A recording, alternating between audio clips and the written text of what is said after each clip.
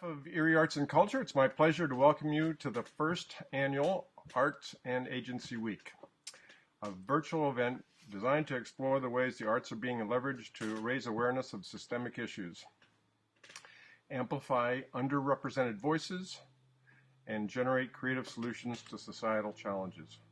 Funding for Arts and Agency Week was provided in part by the Erie Community Foundation through the Shaping Tomorrow grant program. My name is John Vanco. I'm the project manager with Relief. Relief is a strategic initiative of the Lake Erie Arboretum at Frontier Park, known as LEAF. And the mission of Relief is to educate, inspire, and empower the residents of Erie County to positively impact the threat of climate change by planting one tree for every person in Erie County. So we're looking to plant 275,000 trees. Today, I have the great privilege of introducing Elizabeth Minoyan and Robert Ferry. Robert Ferry is a registered architect and a LEED accredited professional with 2 decades of professional practice experience on both consultant and client sides.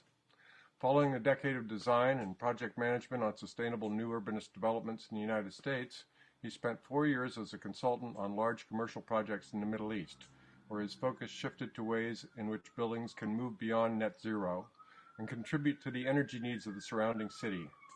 His concept designs pushing the envelope of building integrated renewable energy technology have been published widely. Through the Land Art Generator, he is able to help support the critical role of architecture and urban design as part of a comprehensive solution to climate change. Robert is the co-founder of the Land Art Generator, a partner at Studied Impact Design, and a graduate of Carnegie Mellon University. Elizabeth Minoyan has an MFA from Carnegie Mellon University and is the founding co-director of the Land Art Generator Initiative, an organization that is developing global partnerships between private and public entities around interdisciplinary projects that address issues of climate and sustainability through the lens of creativity. She works closely with cities, universities, corporations, arts organizations, and community groups to design customized approaches to renewable energy installations. Elizabeth has published, exhibited, and presented globally on the aesthetics of renewable energy and the role of art in providing solutions to climate change. Under her leadership, the Land Art Generator Initiative has received multiple National Endowment for the Arts grants and has been awarded the JMK Innovation Prize, a program of the J.M. Kaplan Fund. Elizabeth and Robert are with us today to speak about their work on the Land Art Generator. The Land Art Generator works with communities around the world to design installations that actively support climate solutions by integrating sustainable infrastructure as a medium for creative and cultural expression. Through open design competitions for Dubai, Abu Dhabi, New York City, Copenhagen, Santa Monica, Melbourne, and Nevada, the Land Art Generator has inspired thousands of designs from around the world. Participatory design projects include the Land Art Generator Solar Mural artworks in San Antonio, co-designing culturally relevant clean energy solutions with Maasai women in Olorgesailie, Kenya, working with West Virginia coal miners on destination energy landscapes, and more. This presentation is being live streamed through Zoom, as well as on the Erie Arts and Culture Facebook page and the YouTube channel. The session will conclude with a question and answer period. If you have questions, please type them into the Q&A. We encourage you to use the chat to talk to one another and make observations, but if you have a question, please put it into the Q&A. At the end of the presentation, I will read the questions to Elizabeth and Robert for answers. We thank you for being present with us today, and we hope you enjoy the presentation. Thank you, John. Thank you. That was a lovely introduction. We're going to pull up our slideshow. Give us 1 second. And should see it now. So we are a Pittsburgh-based nonprofit, although today we're sitting in Seattle. And we founded the idea while based in Dubai. So we find ourselves around the world, and our programming tends to be in places other than where we are sitting at the moment. So we're going to take you on a journey through all of these projects But first, we want to start by providing some historic and cultural context to why we do what we do at the Land Art Generator Initiative. At the base, we're a very radically interdisciplinary project. We really encourage teams to collaborate, artists working with engineers, scientists, architects, landscape architects, poets, etc., because it's all about creating innovation through that kind of collaboration where real creativity can be sparked. And that's the kind of innovation that we really need to meet the challenge that we face. If we take a journey back to the beginning of electrification, you'll maybe be surprised to know that all of our power plants were located in the neighborhoods near where the electricity was consumed. And we had to do that because we couldn't raise the voltage high enough to transmit electricity across vast distances without significant losses. And as a consequence, these mostly coal and gas-fired power plants were designed by architects with artists to become beautiful contributions to the urban landscape. You can see this beautiful example here in Lisbon, Portugal, which has been converted into the Energy Museum there. And a lot of old power plants have been converted into other uses. Another example is the Tate Modern in London, of course, because they're such beautiful works of art and culture. But, and interestingly, a lot of renewable energy infrastructure that dates back to the 19th century, like these beautiful wind turbines that are used to pump water in France, also were designed to aesthetically merge with human culture. But as we were able to take those coal-fired and gas-fired power plants out of the hearts of our cities, because it's dangerous to live next to these infrastructures, and that's an entirely different lecture about environmental justice, about the communities that still live in proximity to these infrastructures. But we took them out of the city for obvious reasons. And in that transition, they lost their relationship to art and architecture. That cultural connection was severed. And now we really don't have any understanding generally about where our electrons actually are generated beyond the switch on the wall. We don't know where our electricity comes from. And this focus on design for utility has continued into the energy transition for renewables. And that's completely understandable because these technologies are forced to compete for the cheapest kilowatt hour against incumbent energy resources. But not every landscape is ripe for this kind of design intervention. And as we get further and further into the deployment of the renewable energy infrastructure that's actually required to meet the climate challenge, we're going to see increasing pushback from other land uses, especially in rural situations that conflict with agriculture, recreation, biodiversity, saving cherished landscapes and forests. And so we're going to have to start thinking creatively about how do we integrate renewable energy infrastructure in ways that are culturally relevant and that we would want to live next to. So like I had mentioned at the start, we found ourselves living in Dubai in 2008 and really trying to wrap our minds around solutions for the pinch points that, all of those resistance points for the energy transition. And we thought, well, what if we just reimagined energy landscapes as places that are beautiful?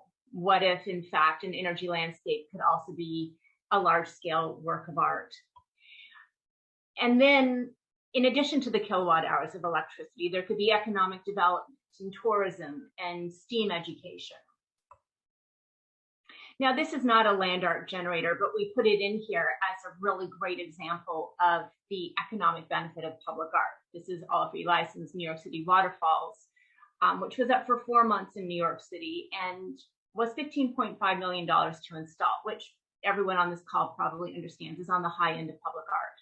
However, over those 4 months brought in $53 million in incremental spending, which is a tremendous number. And we like to imagine another project that's also a renewable energy power plant that has all of those added benefits of kilowatt to megawatt hours of clean electricity, STEAM education, but also is bringing in the same kind of economic benefit of public art.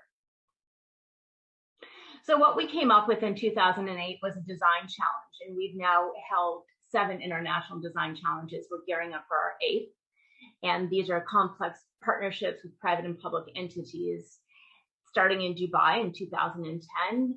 Actually, 3 sites, 1 in Dubai and 2 in Abu Dhabi. We then followed up in 2012 at FRESHKILLS Park. And what you're seeing here is a shift in site typologies, and you're going to see the outcomes that resonate and are relevant for these site typologies. This is a landfill. Here we have a brownfield site in Copenhagen, right across from the Mermaid. Little Mermaid is an old shipyard. Santa Monica was a coastal site, which was a really terrific opportunity for our design teams, because not only were they able to utilize technologies that were relevant for water, being in the water. In addition, some of them generated water. So at the time, LA was in drought conditions, so we responded to that. 2018, we were in Melbourne, Australia. 2019, we went back to Abu Dhabi, and we just closed our 2020 competition for Fly Ranch. This was a partnership with Burning Man. They own around 4,000 acres called Fly Ranch. That's not far from where their event takes place every August. And they're trying to figure out what to do with this land. But what they do know, while they don't know what will happen daily, they know that they're going to need some infrastructure. So we addressed power, water, food, shelter, and regeneration. So in addition to renewable energy technologies being the medium for the artwork, what if all these other technologies and systems could be thought through creatively? We're going to take you through a journey of some of the projects that have been uploaded to the Land Art Generator Open Call competition. And then after that, we'll talk a little bit about the other ways that we work with communities. We're going to do it by technology type, starting with the most obvious technology. If you close your eyes and you think about a solar panel, this is exactly what pops into your head. We're going to show you some other examples that might not be so obvious a little later. But this is exactly what the technology that you put on your rooftop. You give it to an engineer collaborating with an artist, and you get energy duck. So everybody loves a duck. Why not make one that's 5 stories tall that powers an entire neighborhood and creates this crazy, awesome tourist attraction? What's interesting about the energy duck is that it is also a battery. So if you are familiar with the duck curve, it's this, what happens if you graph the solar generation throughout the day with the energy demand in the city. And there's a little spike at the end of the day when everyone comes home from work, or used to come home from work, and turn on the TV, the microwave, and at the same time, the sun is just setting or has already set. So there's this disconnect between production and consumption. And so at the end of the day, the energy duct sinks into the water a little bit, allows water to flow into these micro turbines that generate a boost of electricity for the grid. And then in the morning at first light, it uses that first energy to lift itself back out of the water. So it educates people about the duck curve. Here's another example using bifacial solar panels, also monocrystalline, from the 2019 competition for Masdar City. What you see here is a huge clutch of falcon eggs, scaled up many, many times to create these beautiful biomes in the middle of the desert that are climate controlled and powered by these bifacial solar panels, these beautiful triangular modules that you see here. And this would generate enough electricity to power hundreds of homes.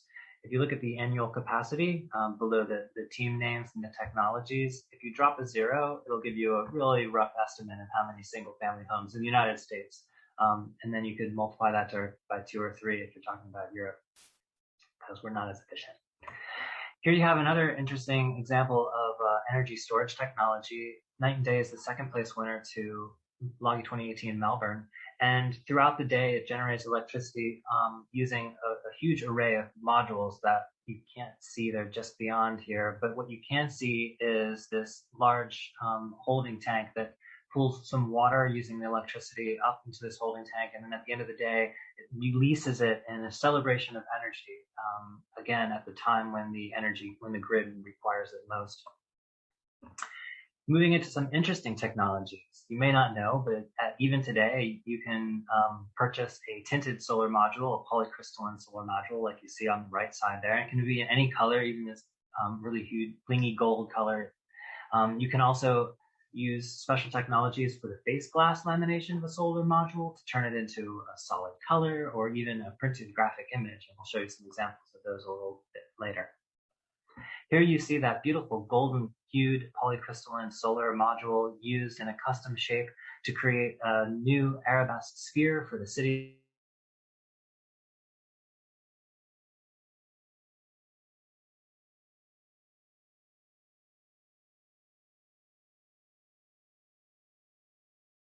of Abu Dhabi. Proposal to Logi 2010, our first design competition, to position to each other around the sun as they were on the day that the UAE was founded. So this is a celebration of the birth of a nation, and it generates electricity for 100 homes.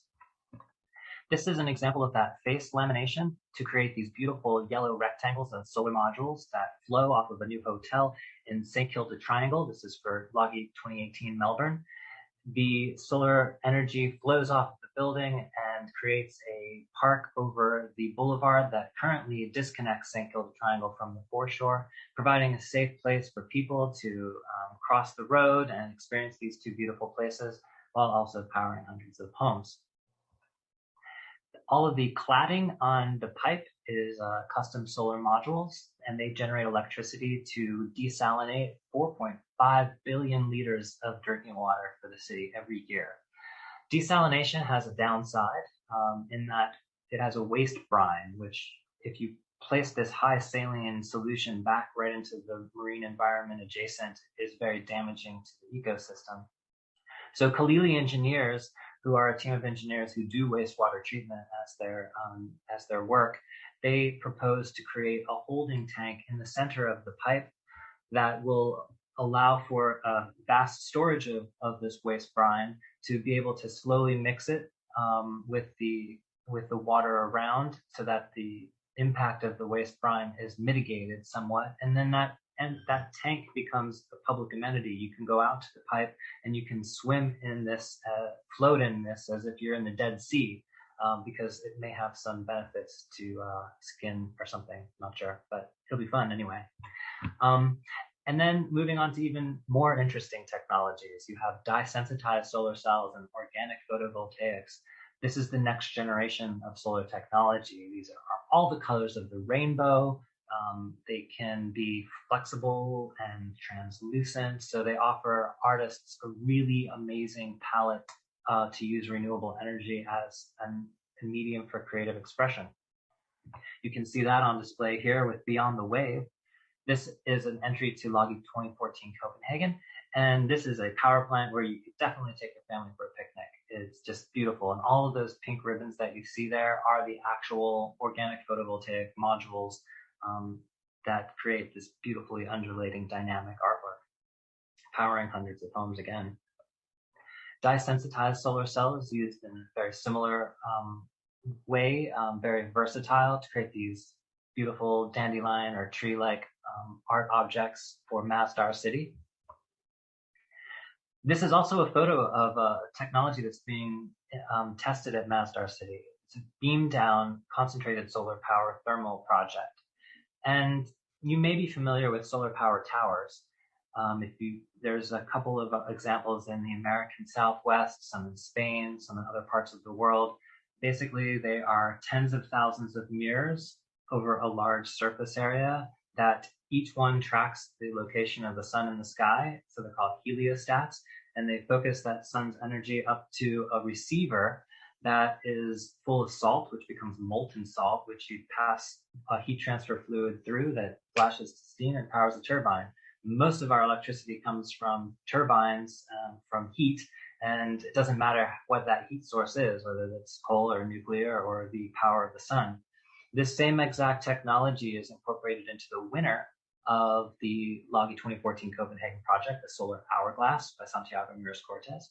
And this is an hourglass to remind us all that there's still time to avert the worst effects of climate change if we can all act together. It's a positive and inspiring message to be a counterpoint to the climate communications, which understandably are a little bit gloomy and doomy with sea level rise and heat map projections and mass extinctions. That's all true, but if we just focus on those negative things, sometimes we don't know what to do. So The idea with the land art generator in a way is to provide a positive and inspiring message about life in a post-carbon future, to give the general public something to run towards, not just run away from. Solar Hourglass definitely does that. It powers 1,000 homes. It provides this beautiful educational opportunity and a really interesting dynamic public space. You can see the mirrors are in the top fold of the hourglass, and they focus light on using a parabolic shaped mirror onto a vertical beam that takes the place of the sand in the hourglass. And then below you have the central receiver and the turbine. The Oasis Logi 2019 is interesting because it uses photovoltaic thermal technology. So you can see on the very outer surface of the shell of the artwork are these PVT modules that generate electricity, but they also generate hot water. And that hot water is sent to an absorption chiller that converts that heat into chilled water. That's a technology that's been around for a very long time. Einstein actually invented a version of an absorption chiller. And what that allows is for them to pipe that chilled water through the superstructure of the artwork, which in the desert environment creates so much of that chilled water from the heat, it ends up making condensation on the metal surfaces and rain inside of the space in the middle of the desert on a day without clouds. This is the same team that developed the pipe, Khalili engineers. Yeah, we love it when teams come back year after year with new and more amazing ideas. Wind energy can be used as a media for creative expression as well. These, what we see here, are ducted wind turbines, which take advantage of the Venturi effect. Any fluid, when it's concentrated in its space, its velocity is increased. So it actually increases the efficiency of the energy generated by the rotor in these turbines. But it turns out these have had a rough time in the marketplace. You could just make the blades a little longer and you have to build this big disc. But you take the same physics behind that and you incorporate it into an artwork, and then you can see something like FRESHKILLS, which is a play on FRESHKILLS Park for the Logi 2012 project for New York City. And these huge landforms actually concentrate the wind as it rises up the hills at this mound at FRESHKILLS. And as a consequence of that, it increases the natural velocity right before it hits the turbine at the terminus of these landforms. And if you look at this from the sky, it's actually a windrose diagram with the larger landforms facing the prevailing wind direction and some smaller ones in the direction that doesn't usually get as much wind. And it creates this beautiful, calm space in the center of the park, even on the windiest of days. Some other interesting technologies that teams have experimented with the land art generator include piezoelectric stacked actuators, you can see on the left there and in the middle, and then linear alternators that convert kinetic energy, just movement, into electricity. And these are a technology that's used in automobiles to put energy back to the battery from the shock absorption system. Both of those technologies are incorporated into Windstock, which is the team was inspired by the way that a field of grass blades wave in the wind, and they thought, what would happen if we scaled that up and used some sort of harnessing technology to capture that kinetic energy and convert it into electricity? So you have piezoelectric stacked actuators along the carbon fiber stalk, and then below the ground you have linear alternators capturing that back and forth movement of the stalks, and it would be a really amazing place to visit. Maybe with a little bit of clicky-clacky sound going on, a little sound artwork over your head as well. And it should be safer for birds. The team estimates that this would generate as much electricity per land area as a 3-blade horizontal wind turbine, because you have to space those so far apart so they don't interfere with each other. This is an example of wave energy conversion technology as a media for public art. And these are a very powerful technology that's been developed in Australia by CITO. And you can see this would generate electricity for thousands of homes while providing these. Now we say this is in 2016, so but now it seems that these would also be very COVID bubble safe outdoor recreation experiences. That's a quick summary of some of the projects that have come in through the previous competitions. Now we're going to give you a look at some of the projects that came in to Logi 2020 Fly Ranch, a partnership with Burning Man project. And as Elizabeth said, these went beyond energy and beyond water even, to think about how shelter, food, agriculture regenerative systems for waste management, how all of these infrastructures can coexist, be greater than the sum of their parts, and be beautiful works of art in the landscape there, which is a very amazing place. This is Lodgers, the first place by jury vote, and it is providing habitats for animals as well as people, and composting toilets and educational spaces. And it's really interesting because it incorporates high-tech parametric design technologies and 3D printing with low-tech solutions that are inspired by the principles of architecture from the Paiute in northern Nevada. And the team proposes to work with the Pyramid Lake Paiute tribe to fashion these architectures together. And so it's using both of those technologies. We'll be prototyping many of these outcomes beginning soon in June. Fly Ranch is a very harsh climate. Each season presents its own challenges. So we need to prototype them on site to understand what needs to shift in the design before building large scale. So we're really excited that starting in June, we'll be out on site working with teams to make these happen. Another low-tech solution is the Source, which is creating fruit walls using rammed earth construction. These beautiful spiraling artworks actually extend the seed growing season for orchards inside of them by passive solar energy, creating a heated environment beyond which if you just planted the orchard out in the field. This is a pretty self-explanatory. Solar Mountain by Nur Karim creates a beautiful solar energy installation.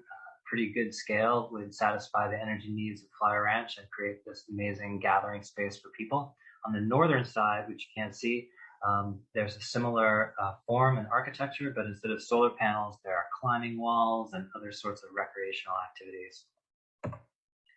Aqua Plantera is really interesting. It is filtering water and creating drinking level clean water through these potted vessels that have micropores in them.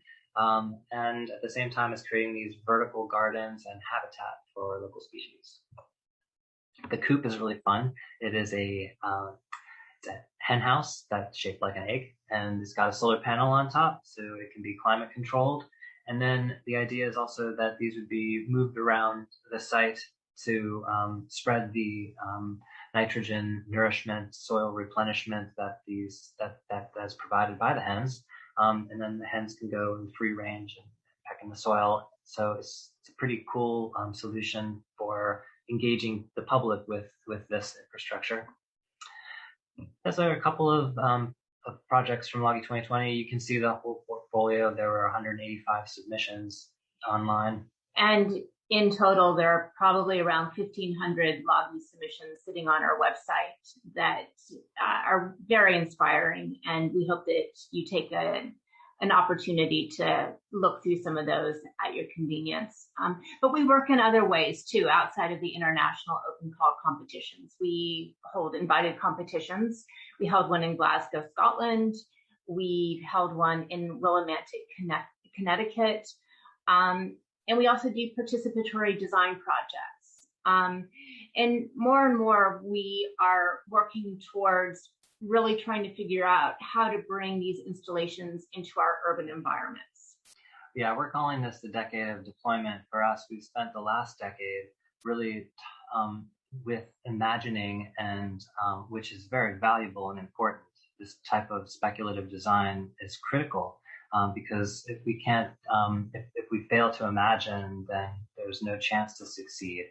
But at the same time, the clock is ticking, and we really got to build some of these infrastructures. And so what we're trying to do more and more is engage in co-design with communities, establish models for project delivery that are very engaging to provide equitable outcomes, because there's so many co-benefits that come along with community scale solar installations and in residential commercial space environments and in population centers.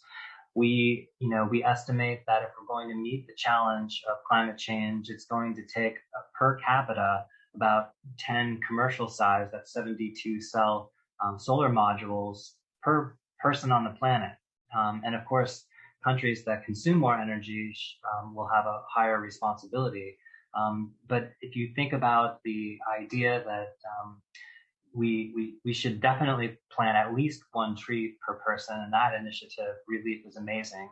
We think you should also, as a city, install one solar module per person, at least within the city limits, to ease the burden on the energy landscapes that we're going to be placing outside the city. And there's so many benefits from distributed energy generation over centralized energy generation infrastructure. So what we like to do, and you can see there was a link on the past page there, a little, you could get we'll put some links in the chat after the presentation as well. But what you'll find at that link is an outline of how to engage your own community with designing your own energy landscapes. And so basically step-by-step process for merging the arenas of solar energy development and community development, creative placemaking for cities, because right now they kind of don't talk to each other. But as we continue the deployment of energy infrastructures, it's going to be more and more important that solar energy projects take the same kind of approach to development. And that means engaging with the community upfront in the pre-planning and concept development stage, so that it's not a big surprise at the end that you're trying to get permitted. And to give everyone a sense of agency in these decisions. Everyone should be at the table helping to plan the energy landscape so that folks don't get left out of the benefits. So this is an example of a standard community energy project that is solar panels on the ground surrounded by a chain link fence, sometimes even with barbed wire and security cameras. And this is, wonderful to have this kind of project exist in the world because it is lowering the carbon footprint of our energy grid. Absolutely.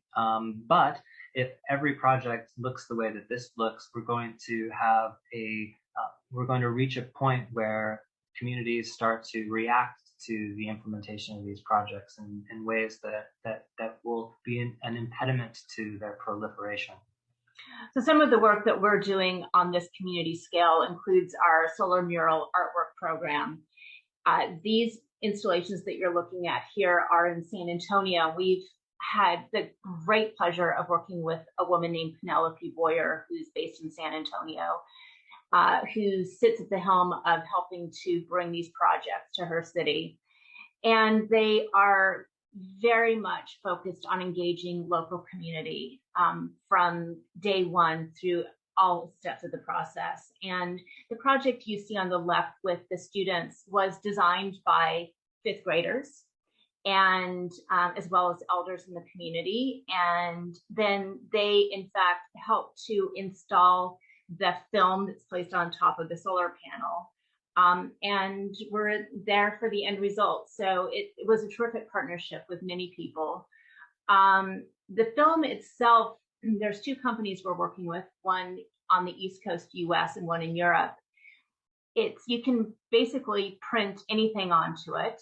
So we suggest that artists be at the helm of what goes on these. It's placed on top of the solar panel.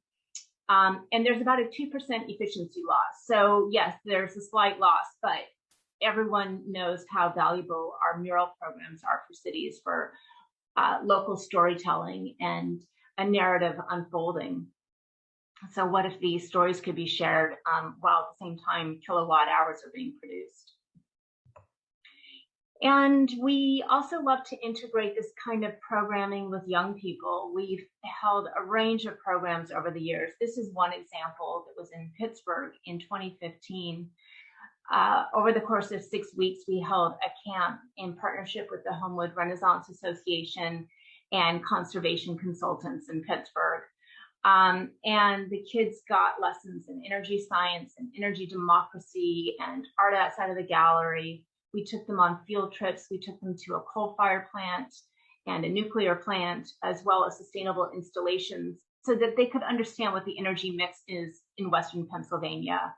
They had great questions and terrific feedback every step of the way, and they worked with all of the consultants that were necessary to help pull off this artwork. They designed it, conceptualized it, designed it, and then physically helped to install this solar artwork. And in addition to hands-on workshops with young people, we create educational materials that are always free downloads on our website. We create publications. Those aren't free downloads because we work with publishers, those on the left with Prestel and Hermer, but those are available through our website. And oftentimes our educational materials are dual language. They're PDFs on our website, but also printed, and we distribute those to local communities where we're working. We're really excited this year for Loggy 2020 Fly Ranch. We designed a board game in partnership with a Pittsburgh-based game development company, Tunnel Monster Collective, who I think have completely changed our trajectory forever in how we approach educational materials, because creating a board game that can engage different ages in this collaborative, cooperative way is really, I think, something that will resonate for folks around the world. So these are being printed right now. What you see is a prototype. These will be available in late summer. So actually, we're going to be on a road trip in July. Maybe we can bring one up to Erie and drop off. We would love that. So these are some of the many ways that we work. And hopefully this has been a little bit of an inspiration, and maybe there's ways in which we could work with all of you in Erie. And we would love to engage with some Q&A now. We'll stop sharing the screen so that we come up a little bit larger. Thank you. Well, I don't see a lot of questions here, but I have a few. Great. I love seeing that what you're doing is a combination of the brand new and the very ancient, and putting it all together with the concepts of alternative energy, which is such a pressing need for us to move forward with. I wonder if you've, as you mentioned, distributed solar generation is so much better in so many ways, so critical. And of course, what we usually think of is rooftop solar panels. And what beyond that kind of distribution are your projects achieving? This is such a good question, because we're just launching a project that we hope to launch in Pittsburgh, actually, called Build Back Solar. And it addresses this specifically. And we can share that link. But the idea is to engage with communities around a city, let's say Pittsburgh for the first city, and address multiple site typologies. So rather than a landfill, maybe there's a landfill, there's a public school, house of worship, reservoir, water, riverfront walkway, go through a full list of site typologies and then find the right partners for those sites, and co-develop design briefs so that every step of the way community has been involved in that. And the idea is to aggregate a 30 megawatt solar installation across various sites in the city so that it has the same economies of scale for the module purchase and the installation as a large installation outside the city. And it would also be able to provide all of the co-benefits, shading, reducing urban heat island effects, agrivoltaics for community gardens, reservoirs, like Elizabeth said, really are great because they cool the panels off, making them work more efficiently. And the reservoir surface is protected from evaporation in the summer especially. So we could go down dozens of other co-benefits that come with these infrastructures beyond the kilowatt hours. But so, yeah, we hope that cities start to take a really community-centered and multifaceted approach to how to do big purchases and installations of solar in addition to rooftops, because rooftops are a critical component. With the Build Back Solar project for Pittsburgh, 30 megawatt of solar capacity would bring Pittsburgh a third of the way to reaching 1 module per resident. You could get another, another 50% of the way there just by using rooftops that are available, and residential rooftops, and then some of the big boxes that are still within the city limits would probably get you all the way there. That's wonderful. One of the most interesting things that I saw was the piezoelectric generators, the sticks that wave in the wind. I wonder if a lot of people understand what you're talking about when you say piezoelectric. I mean, maybe you could explain that a little bit, how that works, how squeezing something generates electricity. Yeah, good question. I apologize. I usually touch on that briefly. Piezoelectric effect is a material quality of certain things. There are certain ceramics and other materials that present this. When they are bent or physically modified or compressed, they send out electricity, and that can be harnessed with an anode and diode, and so you'll find these devices. They're around us all over the place. They'll be on your gas stove igniter. There's a piezoelectric incorporated there. If you ever get a greeting card that when you open it, it starts to play some music, that's piezoelectric acting right there. There's a little disc in there that gets bent when you open the card, and then electricity starts to flow. So the technology is all around us at very small scale. Scaling it up in the way that the Windstock team is proposing hasn't really been done yet. It has been done for energy harvesting, for remote monitoring.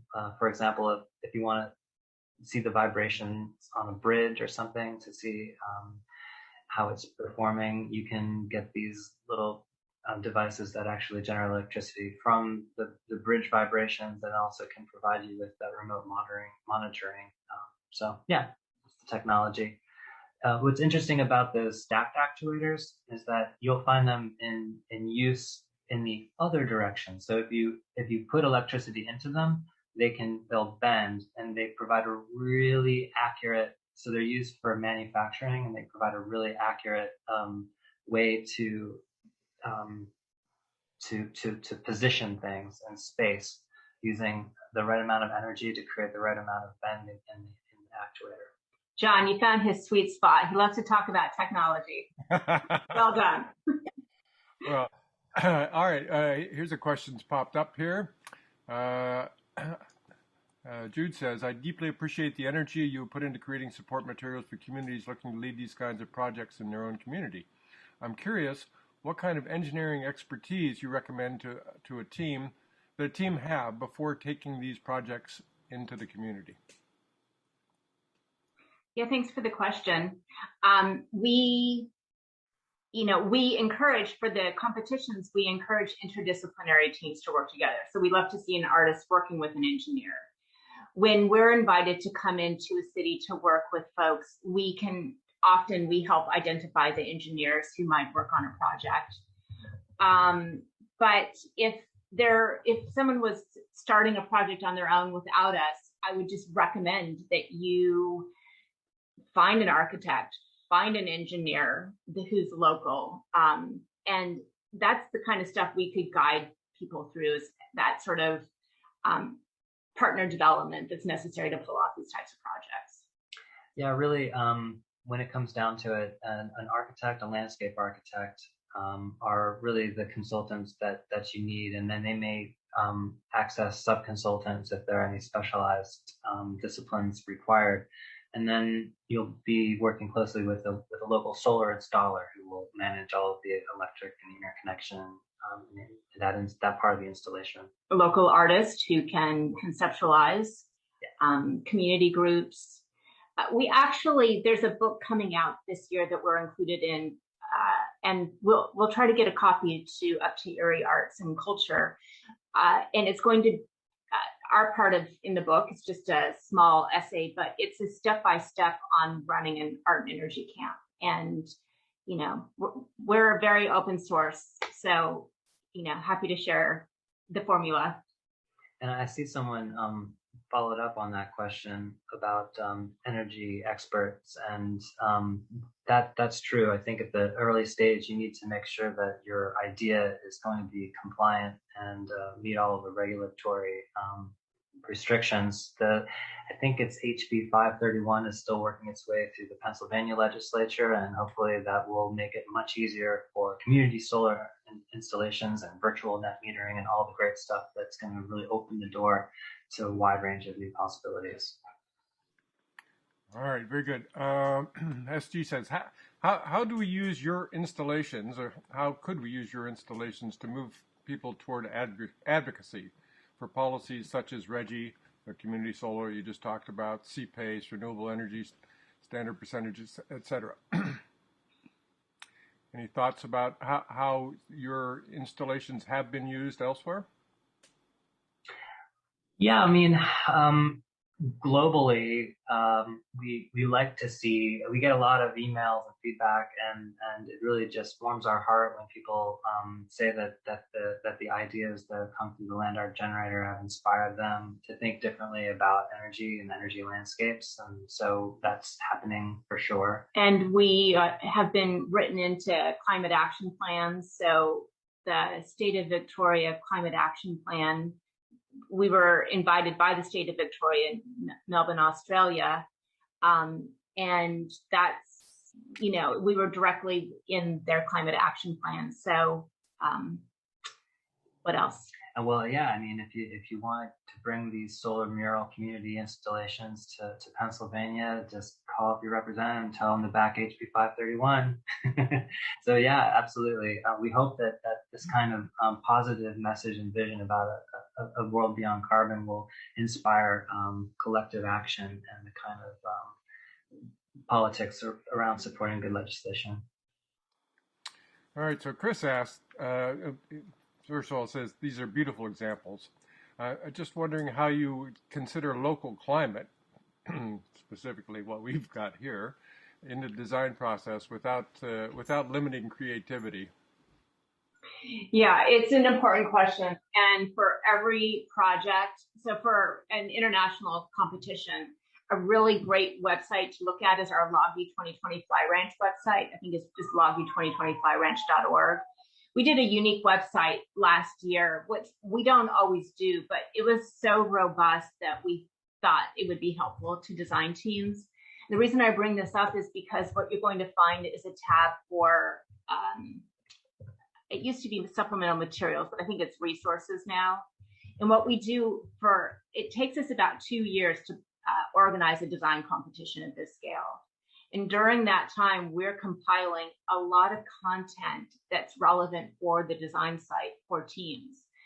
And that's meteorological, that's photographs, that's climate action plans. It's a treasure trove of content on that page. And you'll get an idea of how we make sure that these work in a site-specific way. That said, some of them could be replicated at other cities and different sites, but you know, maybe with adjustments. Okay, so that's site-specific with capital S's. Yeah, yeah, good. Let's see. Patrick asks, in some communities, it can be an uphill battle to convince elected officials and funders of the value of placemaking and public art. To call the work you're doing innovative would be an understatement. Can you describe your process for engaging gatekeepers and stakeholders? Who have you found to be critical to engage and get on board in order for the project to take off? Well, I love that question because that's so much of what we do is engaging stakeholders. And, you know, that includes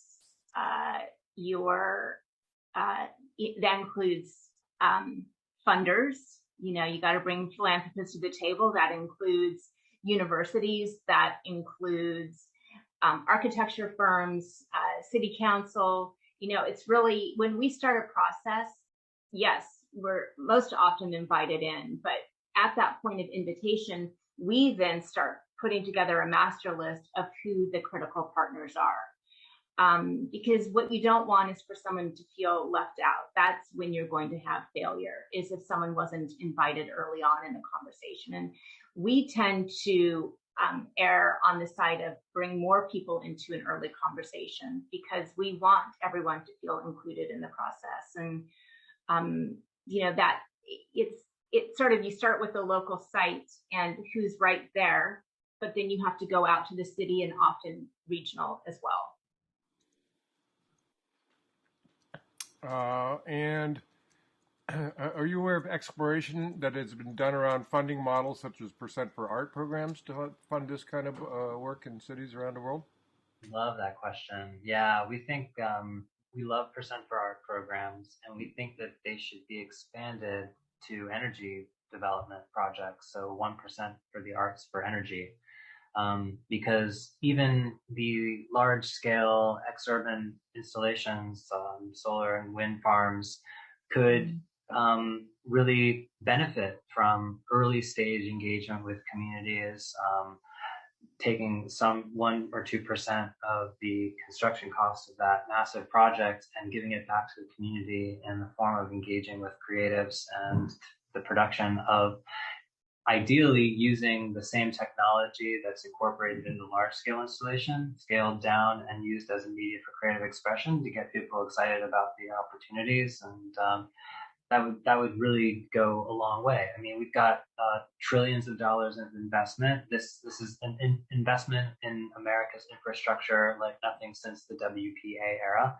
And it's important to look back at that time and how the federal government employed tens of thousands of artists. And today, people go to visit the Hoover Dam, not necessarily to geek out about hydroelectrical generator technology, but to see these beautiful works of Art Deco sculpture against the stark landscape and the other works of art that are incorporated into the project. And we now have this opportunity to leave a similar lasting legacy to future generations, to visit these new places, reflect on this most important existential time in human history, and hopefully do it in an engaged and equitable way. So, who sits on the land of one of these installations, and have they been invited to have a conversation about what sits on the land? So there are right ways and wrong ways, and we really hope that as the United States undertakes this energy transition, it does it in a way that's incredibly engaged and equitable, and shared conversations and shared wealth. Well, thank you so much, Elizabeth and Robert. It's been wonderful. It's a great presentation, so inspiring. We certainly wish you the best of luck. We really appreciate you sharing your time and expertise with us today. And we also thank you in the audience for joining us. And please share this with others. They can watch it on Facebook and on the YouTube channel at Erie Arts and Culture. And there are, over the next week, I don't know how many, but a whole bunch of other arts and agency sessions taking place this week. And you can find out more about them by going to erieartsandculture.org and signing up. Thanks again. It's been a pleasure. Thanks, John. Thank you. Thanks, everybody.